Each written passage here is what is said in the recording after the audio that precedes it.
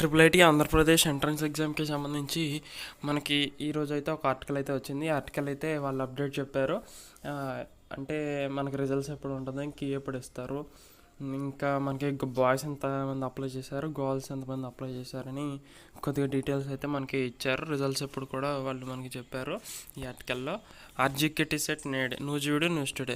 నివర్ తుఫాను నేపథ్యంలో వాయిదా వేసిన ఆర్జీకేటీ సెట్ను శనివారం నిర్వహించేందుకు అన్ని ఏర్పాట్లు చేసినట్లు కన్వీనర్ డి హరినారాయణ తెలిపారు.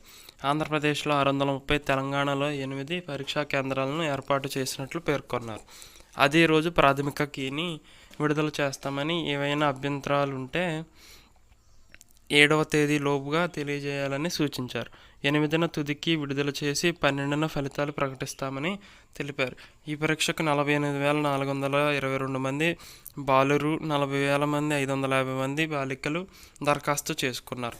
సో మనకి ఆర్టికల్ బట్టి ఏంటంటే బాయ్స్ ఎక్కువ మంది అప్లై చేశారు. బట్ ఏంటంటే ఇక్కడ జరిగేది మ్యాక్సిమం నెంబర్ ఆఫ్ సీట్స్ అనేది గర్ల్స్కే వెళ్తాయి. ఎందుకంటే వాళ్ళకి రిజర్వేషన్స్ అన్నీ ఎక్కువగా ఉన్నాయి. 33% రిజర్వేషన్స్ అనేవి గర్ల్స్కే ఉన్నాయి కాబట్టి, అంటే మెరిట్ మ్యాటర్స్ ఎవ్రీవేర్. మెరిట్ ఉంటే ఎవరికైనా ఇస్తారు. సో మనకి 12న సోషల్ మీడియాలో వైరల్ అయినట్టుగా 12నే రిజల్ట్స్ అన్నారు. మనకి ఈ రోజే కీ రిలీజ్ చేస్తారు. ఈరోజు ఈవినింగ్న కీ అయితే రిలీజ్ చేస్తారు. ఆంధ్రప్రదేశ్లో 630 సెంటర్స్ అయితే ఉన్నాయి, తెలంగాణలో 8 సెంటర్స్ అయితే ఉన్నాయి. సో నేను ఈవినింగ్ కూడా వీడియో అయితే చేస్తాను, కీ రిలీజ్ అయిన వెంటనే అయితే వీడియో చేస్తాను. So all the best for exam. జాగ్రత్తగా అయితే ఎగ్జామ్ రాయండి. మీరు కాన్ఫిడెన్స్ అయితే మిస్ అవ్వకండి. లాస్ట్ హాఫ్ అన్ అవర్ అని అంటారు కదా, అప్పుడు మీరు పెట్టాల్సిన బిట్స్ చాలా ఉంటాయి. బట్ మీరు ఏం చేస్తారంటే ఒక 2 మినిట్స్ మెడిటేషన్ గట్లా 2 మినిట్స్ అలా చేయండి.